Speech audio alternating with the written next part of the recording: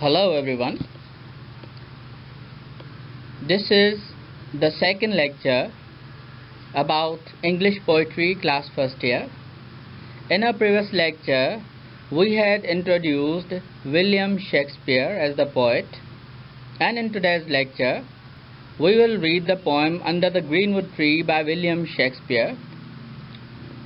My name is Akhmed Khayam. I am lecturer in English, Government Boys Degree College, Daulatpur, and this video lecture is being presented on the platform of Sindh College Lectures YouTube channel. Okay, so let's read the poem first. Under the greenwood tree, who loves to lie with me and turn his merry note unto the sweet bird's throat. Come hither, come hither, come hither, here shall he see no enemy but winter and rough weather.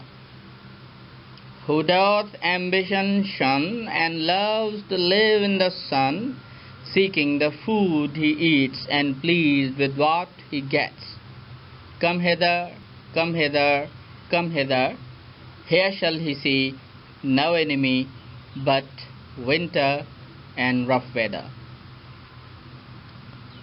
There are a few new words that, as you can see in the text, have been underlined and are red in color. The first word is greenwood, which means forest. To lie means to stay. Merry note means cheerful or pleasant sound. Hither means here. Doth is the old English word for does. Ambition means desire. Shun, to ignore or to wave off something. And finally, we have the last word that is actually a contraction of two words, that is I apostrophe the, which is actually in the. This type of the technique a poet uses to make the poetic lines be balanced.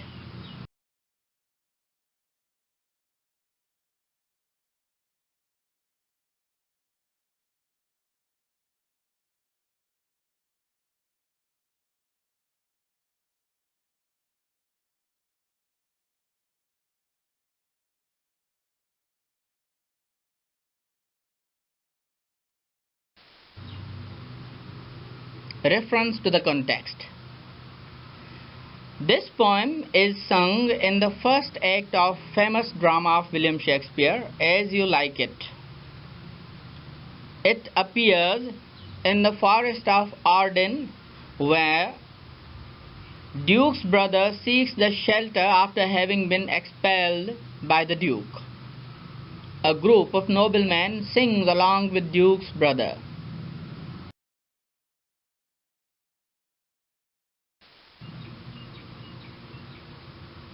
Stanza-wise explanation. Stanza first.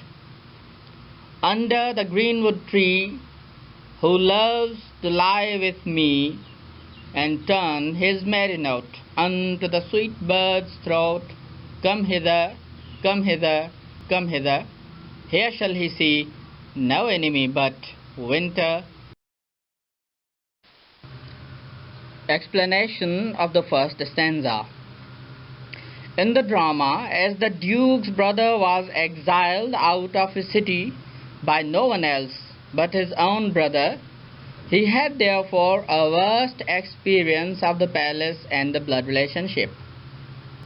He had experienced that his own brother in the human society turned out to be the bitterest of his enemies, and he became his deadly enemy. Hence, he reminds of the tortures of his life inside the palace and the life in the exile in the forest of Arden. He believes that the life in the forest is more comfortable as there are no enemies.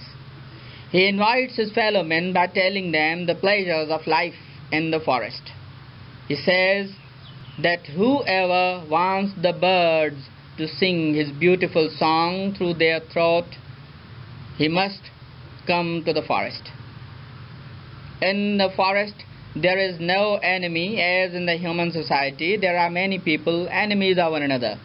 But in the forest there are only hardships of winter and rough weather. Otherwise, life is free of every kind of tension.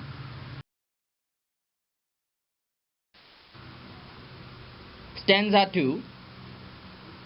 Who doth ambition shun and loves to live in the sun, seeking the food he eats and pleased with what he gets.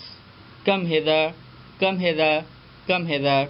Here shall he see no enemy but winter and rough weather. In the second stanza, he goes on to describe what are the benefits of living in the forest. He says that the first blessing of living in the forest is that it gives freedom from extra desires of a person. That a person who lives in the human society keeps on developing the desire after desire, and this chain of desire leads to the death of a person, but they never end. And all that a person keeps wishing in the human society is not possible in the forest. You do not desire the things as much as you desire in the human society. When you are in the forest, you don't need money. When you are in the forest, you don't need any kind of transport. When you are in the forest, you don't need big house and its luxuries. You just have to pass the life. Secondly, every time there is open sky and glares of sunlight, which are no less than blessing. Every time you look up in the sky, you can find the sun if it's the daytime, and the clear moon and clear stars if it's the night time. So you are in the hum of the beautiful atmosphere around. He adds that a person living in the forest only needs food to remain alive. Here too, there are no extra choices. He has to remain content on whatever he gets to eat. He doesn't have multiple choices. He has whatever comes in front of his eyes to eat. He just has to eat, and that's how he kills the hunger. Last lines again tell that in the forest there is no enemy for the person as in the human society, but only winter and rough weather are the two major.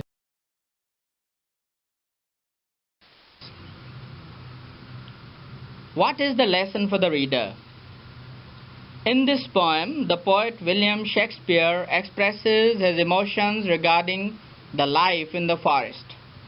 According to him, the life in the forest is closer to nature and free of every kind of envy and cruelty. A person who lives in the forest also becomes able to ignore his extra desires and looks for the food to eat. In this matter too, he remains satiated when he eats whatever he gets from the nature. But he has to bear upon his head the rainy weather and winter, as the tree may not provide perfect shelter from them. But even then, according to Shakespeare, this life is much better than the life in the human society. Before closing this discussion, ask yourself these 4 questions.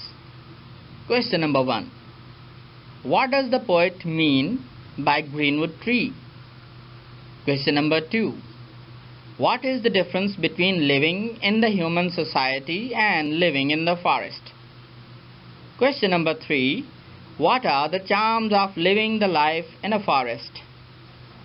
Question number 4. What difficulties does the poet tell to the person living the life in a forest? Thank you so much for now. This is presented by Akhmed Khayam, lecturer in English, Government Boys Degree College, Daulatpur, on the platform of Sindh College Lectures, a YouTube channel created for the students of Sindh colleges to learn from their teachers as a part of e-learning